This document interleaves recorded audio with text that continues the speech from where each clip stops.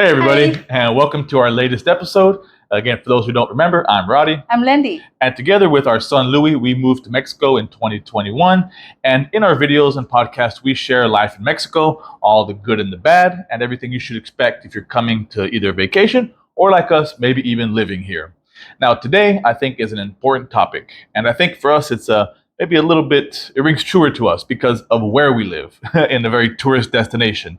And these are going to be things to avoid or scams to avoid whenever you travel throughout Mexico. And I think a lot of these can apply to anywhere you travel around the world. I think a lot of these are pretty common. If you like our information and you find it useful, of course, we always appreciate it. Give us a like and subscribe. And with that being said, let's go ahead and jump in. And you want to bring up our first thing to avoid? The first one, once you arrive at the airport, of course, you're going to call a taxi. Unless you already pre-booked some van to pick you up to your hotel or where you stay. So for the taxi parts, for us, we always just go out strictly, avoid any people try to sell you anything, take you to their van, we don't know. But some places you can be a little bit annoyed. They always think they are the taxi. They even tell you, yeah, that's the taxi, but they are not the taxi. The example is when we arrived in Los Cabos airport. That's the biggest, I can call it my bad memory there. We literally spent easily 20 minutes. I try to find the real taxi station. It's just so difficult. Right, and everybody's going to, a lot of real and fake taxi drivers, they'll try to catch you before they go.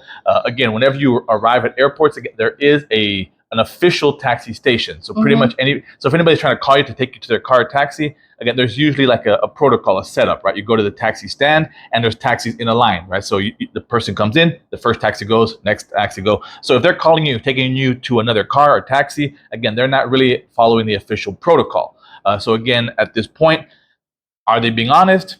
Maybe. But again, there's a good chance they're going to try to scam you and overcharge you no matter where they're taking you, and best case scenario. So be aware of anybody who tries to call you as you're exiting the airport. Again, most of these are not official taxis, or again, they're at the very least, they're not following the official guidelines. Right. And then we talked about other people who are trying to call you over. We'll talk more about those people later on. Yeah, and even I remember in Los Cabos, which is in the Baja California, Mexico, even we finally found the real taxi station. I do remember the man working in the station still tried to sell us the timeshare schedule, right? Yeah. And then at least he told us there are two prices. If you call the real taxi, no timeshare time assuming for us, right? Which is timeshare, they take you to the hotel, presentation, blah, blah. We will mention this later in this video again. But he told us two prices. Right. Yeah, that's the more expensive prices, just the true taxi, but Cabos taxis are truly expensive. Yeah. Kind of like Cancun, right? From what I've heard, they tend to be pricey no matter where you go. So finally, we chose the real taxi, right? I think so, just normal, yeah. Right, and then we try to avoid that. So that's something to be aware. So to avoid that, you can always pre-booking your van from the hotel or any website you book things. Right, official shuttles. It's just to avoid those headaches. That's the biggest tip. Right, because you are going to have lots of people calling at you when you get off there. And there's no Uber there. Yeah, especially here, right? And I'm not too sure about every airport. I know for sure not here. Not in Cabos. And not here. Not in Puerto Vallarta. Right. So again, definitely for those two destinations, Ubers cannot go in to pick you up. They can drop you off, not go in. Yeah. Now, another thing I've read about, we've never really experienced it with taxis. I have seen them here in the city a lot, are like the official taxi sites, right? If you walk around Puerto Vallarta long enough, you're going to see the little, they call it the sitios, right? Which this is where the official taxis wait, and they wait for calls, for rides. And again, this kind of helps you avoiding any what they call fake taxis, right? If you just go to the street and just wave down the taxi on the side of the road, again, it could be a real taxi, or again, it could be a fake taxi, right? Or somebody who is an unofficial, like a share ride driver. And again, at this point, could you get a good price? Maybe. But again, there's also a good chance, knowing that you're a tourist, they could overcharge you. So you just have to be aware of that. It's always better to either have your accommodations call an official taxi for you, or find an official site, right? Where the taxis are waiting. And again, these are going to give you the better and more real prices. Yeah, and always ask the fixed price here. Before you get in. Before you get in, yeah. Tell them your location, where you go to, and ask for Guangdong is Right. Guangdong. Right. Yeah. And again, then based on your travel experience, you have to make the decision whether you feel that's a fair price or not.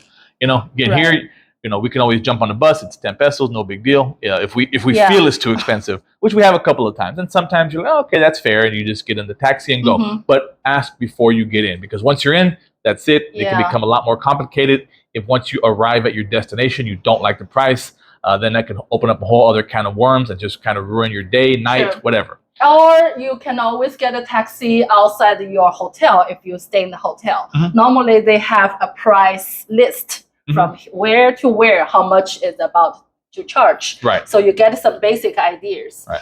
Or you're on the street that we said, you ask the fixed price, or you call Uber or Didi or InDrive here in Puerto Vallarta or in most cities in Mexico. Yeah, I think just even as an example, I think the last time we stayed at Canto del Sol, we were leaving.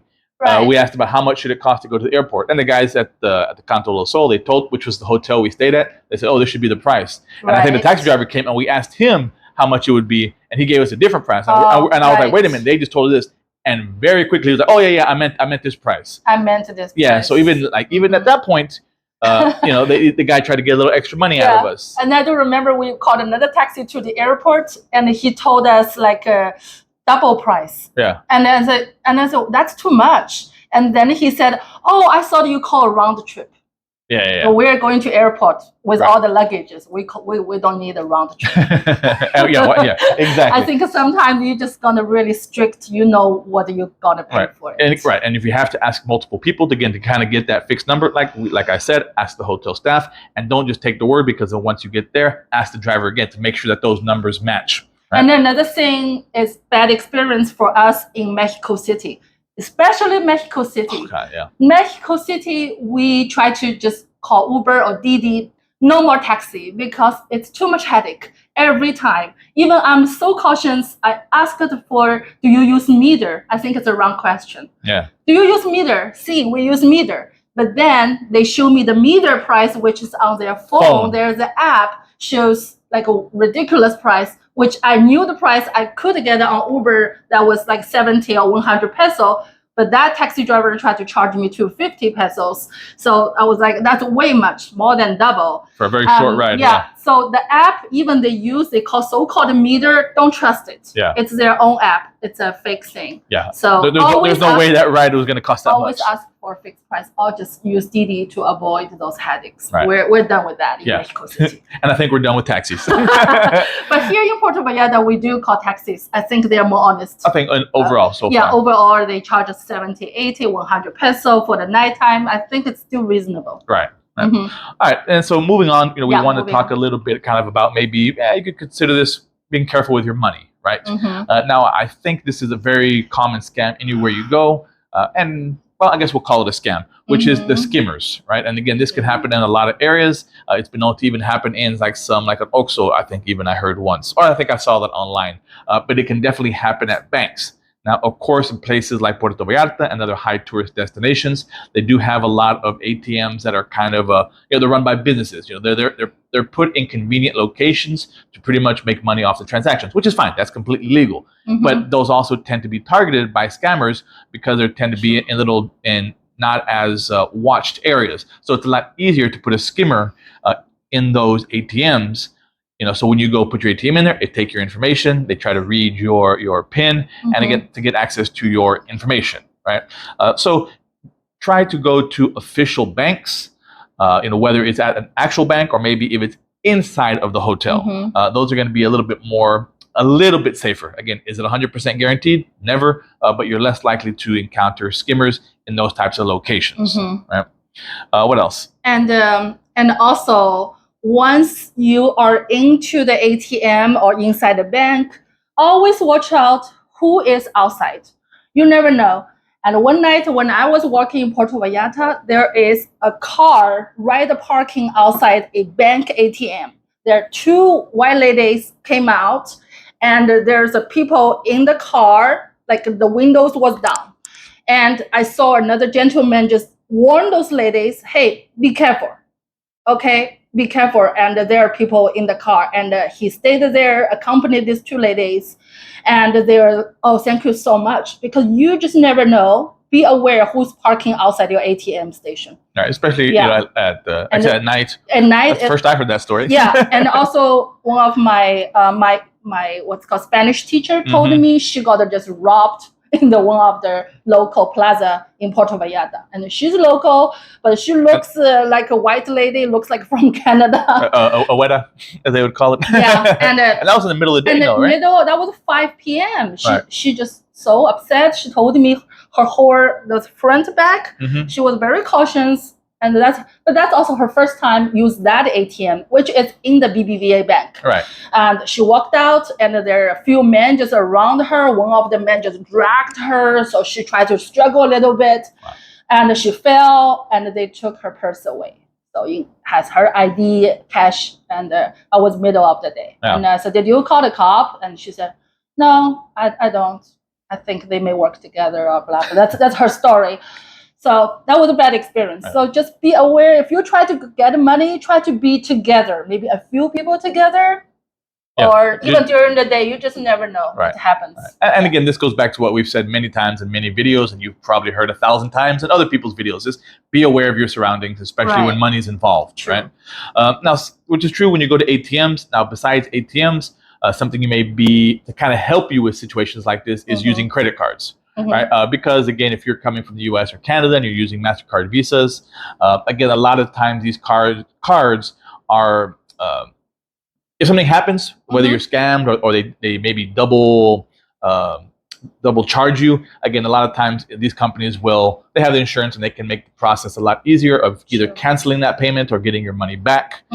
So again, this is just to help you avoid these situations. Right. We've known this has happened in different locations, whether it's restaurants or gas stations, and we'll talk a little bit more about that later. Yeah, especially in the restaurants, if they tell you, hey, it doesn't work or something, ask them to print it out. Yes. Like they're always a small ticket. Show it didn't go through. Yes. Okay, don't just trust that they verbally tell you, oh, it doesn't work. Okay, let's do it again. Then you got a double charge. You don't even notice that. That's your vacation. You don't go to your computer to look at your credit card statement. So maybe after 1 month, you'll get home like, why the price got to charge the double, same price? Right. So that was happening. Right.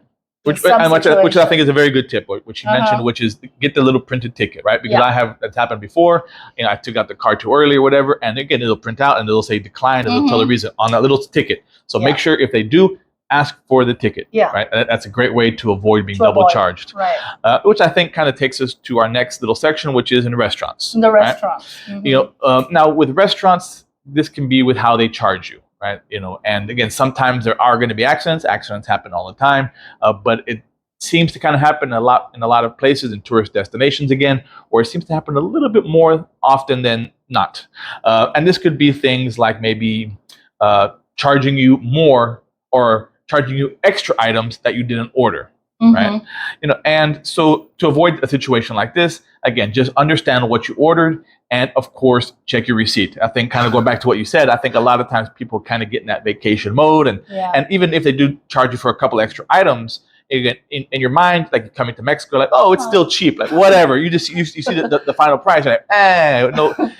But again, if you're okay with that. Sure. Again, but for everybody else, who just doesn't like the feeling of being taken advantage of, just double check that ticket. Make sure what you ordered is on the ticket and nothing else. Right? Like I said, sometimes it is just purely an accident, but sometimes people do it intentional, and even sometimes what they can do is they might even add a tip on there. Right? It's not so common. Not so common. Not happened to us so far. Right. Yeah. But it is possible. We have heard about it happening. Well, there are added tip, which is not necessarily the scam, but again, they don't necessarily tell you.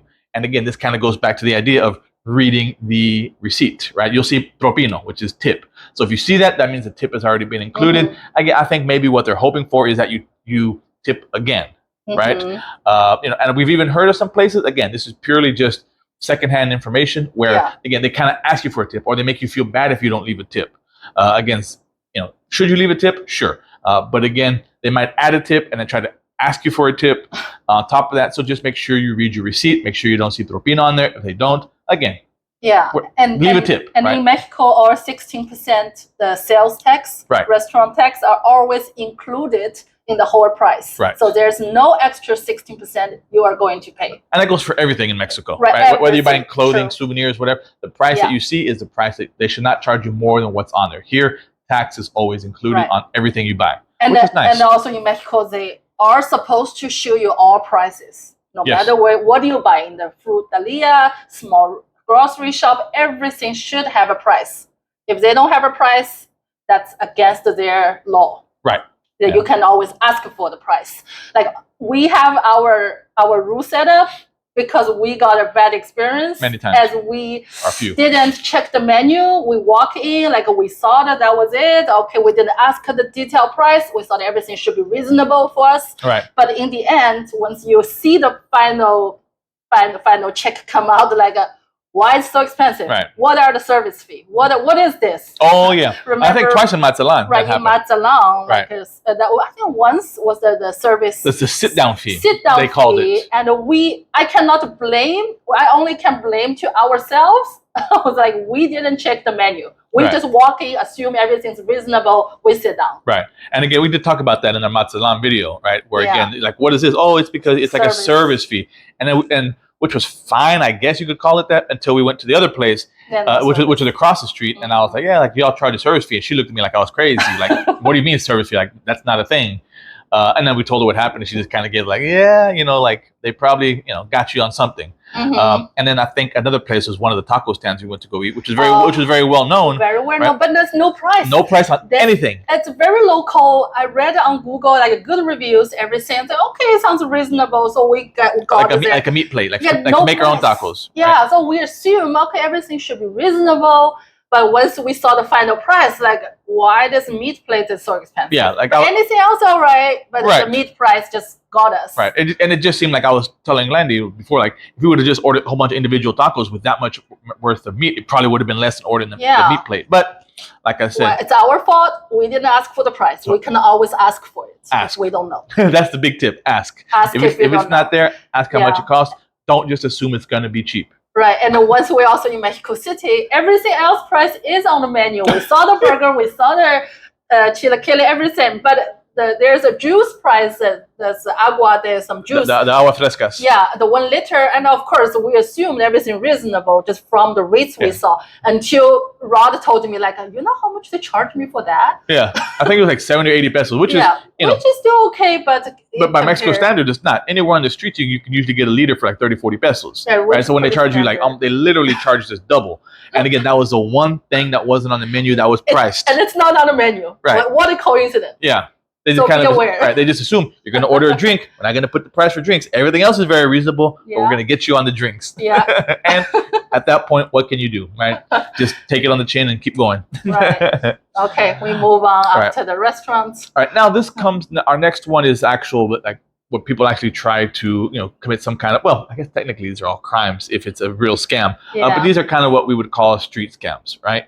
Now, one of them, if you've happened to follow our videos, actually happened to us, which is kind of, they call it either the mustard scam or the bird poop scam, whatever, right? Now, this is where you'll be walking and you'll feel something, or somebody will approach you and say that, like, either something got on you or a bird pooped on you. That's what happened to us.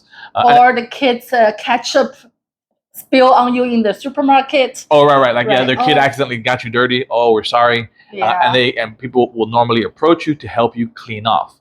And again, this is usually done in teams. We'll kind of have one person be more distracting and kind of help you and have you looking around. That's kind of what happened to us. And then the second person kind of goes around and they also start helping you to clean. But they are trying to go for either your purse or your wallet, depending on where you keep it. And again, that's exactly what happened to us. As they were cleaning Landy, and the one lady was trying to get my attention on Landy to help. She was cleaning Landy. She was trying to help me clean Landy. The other lady tried to start cleaning me. And again, we started kind of going down, my back to my waist. I kind of started feeling uncomfortable. And of course, that's when I realized she had actually switched my wallets out because I actually felt I was like, this feels wrong. Touched my backside, felt a wallet. I was like, okay. And like half a second later, I was like, wait a minute, that's not my wallet. It just felt smaller. Pulled it out, and she had already switched out the wallets. And there's a whole story on that. But that's kind of the gist of the scam, is where they try to distract you and take your stuff. And I think I've also heard that, yeah, even like ladies, they'll try to open your purse and get inside your purse while they're distracting and having you look here, look there, everywhere except where you should be protecting. Yeah. And they normally try to go to the more touristy areas. Sure. But right. Who knows? Maybe also the local people got it can happen to anybody, right? You never know. So be aware of that one. So if anything happens to get on your clothes and people approach you, and again, it was so amazing. They already had the towelies ready to go and everything. Just ask them, or just say, thank you, I'm fine. Kind of back away from them and just tell them you got it. You don't need their help. Again, they're going to be very forceful in trying to help you, because under the guise of just, oh, we're just trying to be nice. We're just trying to be helpful. At that point, you just need to be assertive and just look them dead in the face, raise your voice, whatever you need, and just tell them, no, I don't need your help. Thank you. And again, just kind of keep walking away from them until you can clean yourself off. And then normally those team includes elder ladies, middle-aged to elder ladies, so you feel more trust to those people, right? Or they have kids around, a dad and the kids. You feel, oh, that's a family thing. Nothing really will happen. Right. But while they are a team, right? They will not put a man looks like a bad guy try to rob you. Right. And again, like this one, they had a driver, and of course that's where one of the ladies got away, jumped into the car and ran away. So there's always people around watching. Yeah. It's a multi-person scam, and something that's similar to that is again, we've never experienced it. Just something that we've read is kind of like I don't know if that's the official name. I'll call it a bump and break. Again, is where you'll be walking down the street and somebody will kind of bump into you intentionally, and then they'll drop their phone or something, and they'll of course blame you for not watching where you're going and breaking their phone or any kind of piece of equipment, and of course then demand payment, to fix or repair their phones, right? And of course, if not, they're going to call the police and And I think here they tend to target more tourists because, again, tourists don't want to be bothered with these types of things. They don't want, whenever you hear police in a foreign country, especially like somewhere like Mexico, people tend to get a little bit scared or nervous. They don't know. So they'd rather just pay a little bit of money in their mind than deal with this whole situation, or even possibly like what they'll tell them, oh, you could even get arrested for this. And again, just some people are just worried, scared, nervous, whatever you want to call it, and they don't know the law. So they in their minds, maybe they think, maybe I really can get arrested, or I might have to go to the police station for hours, and I'm on big, and so they'll just pay the money. So that's kind of what they're going for. They're going for your ignorance. They're going for your fear of the situation, and they're trying to feed on that, to try to get any little bit of money that you can. They might start at a high price, 2,000-3,000 pesos, and then they might drop down to just 500 pesos and whatever. And so in your mind, okay. 500 pesos, done. But again, understand that a lot of times this is done intentionally, trying to target tourists. Okay. Right? Yeah. What else? The gas station, rental car. We started with rental car. If you don't have a car here, you plan to rent a car. Right. I think here it comes down to taking videos, and a lot of pictures of the car when you receive it, right? And I've heard this can happen even, I read before, this can happen with jet skis. It's kind of also common like in touristy areas where you'll take something out, whether it's a jet ski, and this can also happen with the car. And then when you bring it back, they will claim a damage, right? That you caused, and of course ask for payment, right? Like you take out the car, you bring it back. Oh, look, this bump wasn't here before, right? You need to pay for it. And again, they're always going to try to ask for cash if it's a scam, right? Because they want the money. So again, one, if they ask for cash, I think should be a big tip off, because again, normally if not, especially for a rental car, right? Again, that should be done through go inside and done through a system, where it's all taken care of, not just give them cash and walk away. So take pictures, take video very carefully of the whole surrounding, top, bottom, everything of the car. Same thing. I know this may sound, if you're on the beach and there's a jet ski or any kind of other rentals, again, that you may not have your phone, or you feel it might be a pain. It'd be worth it, right? Especially if you're just getting those people who are just on the street, or not on the street, on the beach, just going up and down. Now, if you go to like a reputable company that's at an office and everything, again, you may feel a little bit better, right? Just be aware of these situations. Yeah, and talk about the rental car. For some cities, the insurance is very high. Even you saw a price online, or even you're walking, it's not bad for $30 a day. It's reasonable. Then once you look at the whole package price with the insurance, and that would be super high, especially the insurance part. Right. Or you may have your credit card already includes the insurance covered. You try to tell them what we experienced, Right. but they say, no, we don't do that here. Right. It's just really pain. Right. And so again, I wouldn't put that under a scam, No. but more just to be aware of Be with aware. car rentals, Mhm. right? Again, the insurance is crazy, right? Yeah. And again, they won't accept credit card coverage, because again, the card is from the U.S. And again, it's not going to cover damages here in Mexico, and their insurance is. I mean, I don't remember the exact number when they told me, but it was just shocking. That was in Queretaro. Right. Okay, it's not a tourist destination. Right. But I also have heard it does happen. It's pretty common. I think that is for the most part the law in most states, because I have seen on forums where that is kind of the common theme, that the insurance is very high. Right. They don't accept credit cards from other places. Sure. I know there's going to be a few people out there that I've done it. I wouldn't. Maybe they just got tired of arguing the people working and just let it go. Maybe in Cancun, Puerto Vallarta, Cabos can be more reasonable, or easier, right? Because of the tourist destination, right? Because like I think everything is state by state, but I think in general insurance is very high. There may be a few exceptions, right? Maybe. Just be aware when you step into those rental office. Make sure how much is the insurance, right? Do they cover yours by your credit card or not? Right. Most are going to say no. Yeah. Now, last again is going to the gas stations. Right. Now, again, here is where again they'll try to bait you with. Well, there's a couple of things that can happen.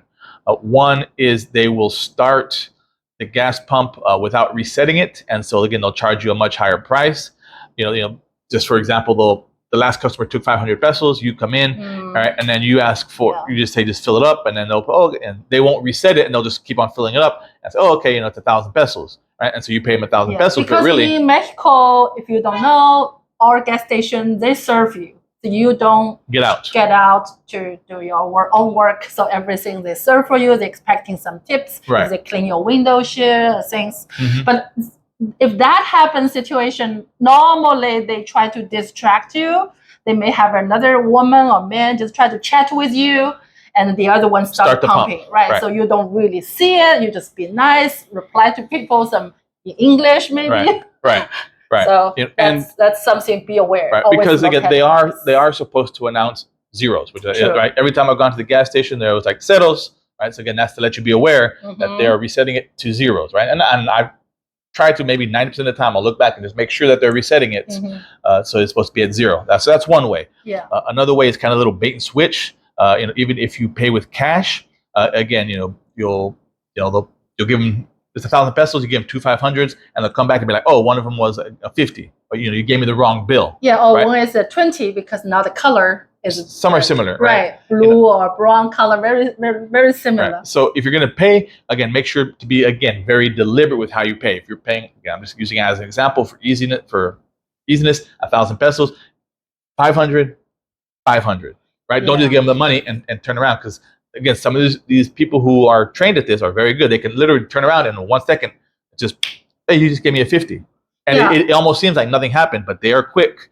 Or if you have a partner or friend sitting next to you, it's always good to take a video if you really try to avoid those situations. Right. Take a short video right there. Right. The money split, the 2 500s or whatever, and just give them the money. Very deliberate. And I think something else that they do, which is similar to the restaurant, a lot of times they'll try to double charge you. Right. So that's kind of a similar scam that can happen at the gas station. Right. It's hey, you didn't go through, or they'll charge you.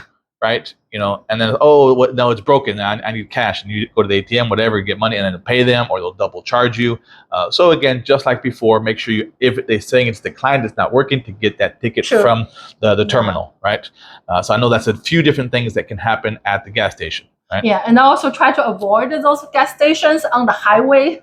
The chance I think happen on the highway are much higher than you go to the gas station in the city. Yeah, because it tends to be more transient. People just kind of passing by, and once you get going, you don't notice, or you're again, like you said before, you notice it a month later. If it's on your credit card, are you going to drive back 4, 5, 6 hours to that gas station? Probably not, right? So I think that's a good point. They tend to happen more in the more those kind of highway stops on the side of the major highways. But again, it can happen anywhere.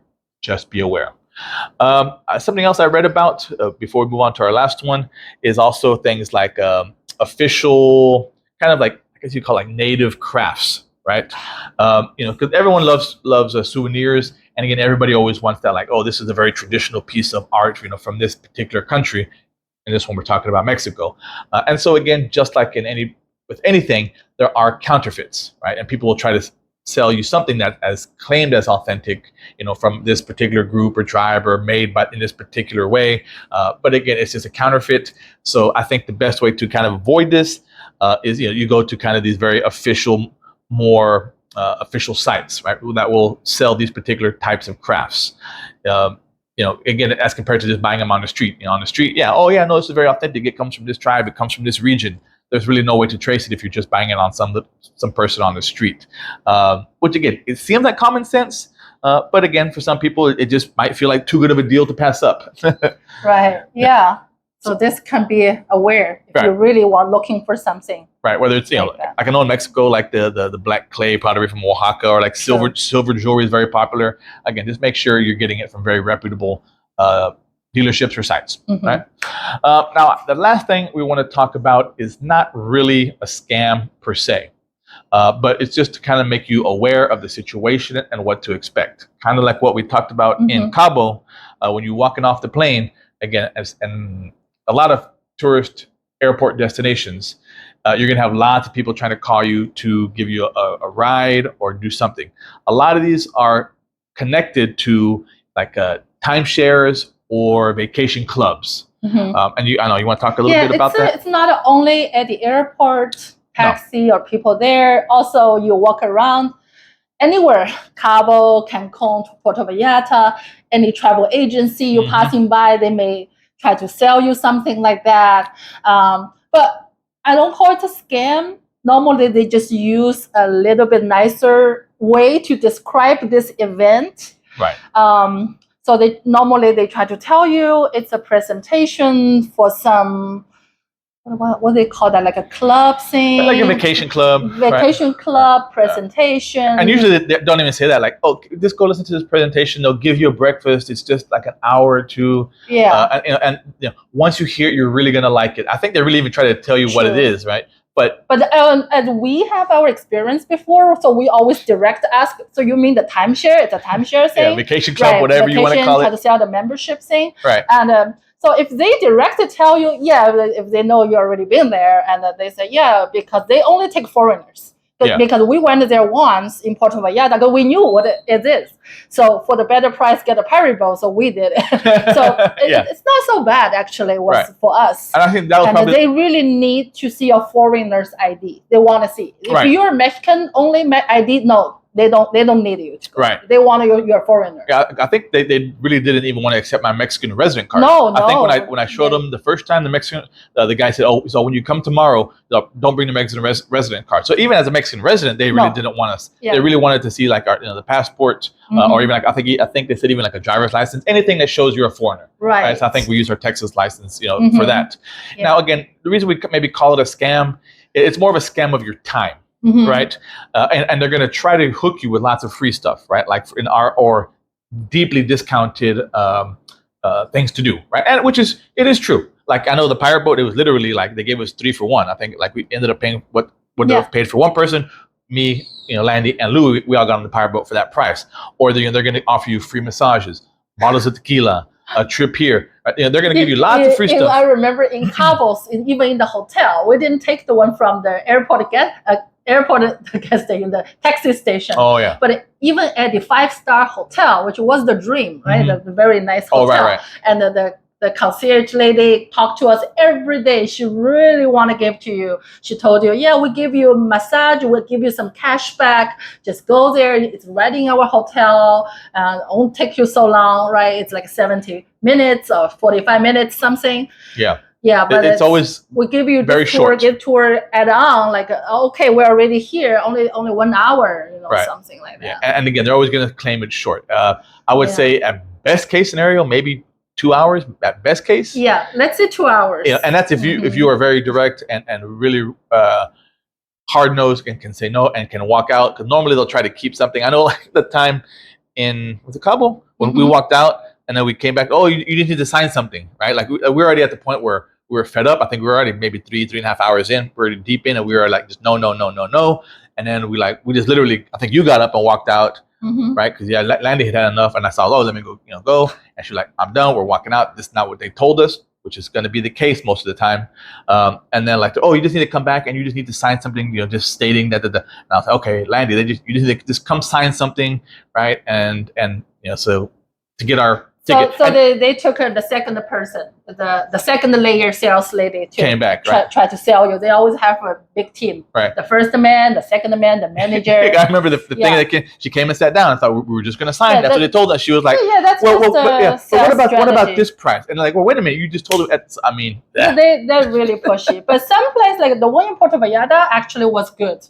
That one we went. It was probably the best one. Yeah, the gentleman, he said, yeah, he's pretty cool with it. He said, we understand, no problem. Even I said, yeah, maybe down the way, I really want to join. Can I call you back? He said, no, you cannot call me back. You have to go with somebody else. Right, that's the company rule. Right. Yeah, he was really cool. And so for some people, this can be a good option, right? So again, that's why we don't want to call it a scam, right? No, for some people, these vacation clubs, if that's the type of vacation, some of them don't seem like bad deals, right? If you like to travel a lot, yeah. Right. If you like to travel and you like to stay in resorts and those kind of places, like those vacation clubs, if you know you're going to travel 5-6 times a year, if you're that kind of vacationer and you like to stay in beach locations and 5-star resorts, it actually may not be that bad of a deal, right? So again, for some people, it may actually work out. But I think we talked about it. Well, you don't always want to go to the same place, this kind of resort. You want to sometimes you want to explore areas and not feel trapped. You will be trapped, right? That's the word. Right. So again, it all depends on you. So again, not necessarily a scam. Just maybe scamming of your time. Yeah, the other day we were walking on the Malacon. There's a young sales boy tried to sell us in Pucelia. He gave us a name card. Pucelia, He said that there's a seafood festival. I said, what do you mean seafood festival? Oh, yeah. I think he might maybe call it just a Mercado thing, but I think we don't know. It's a seafood festival, which I never heard about. So yeah, go there. It's a nice hotel.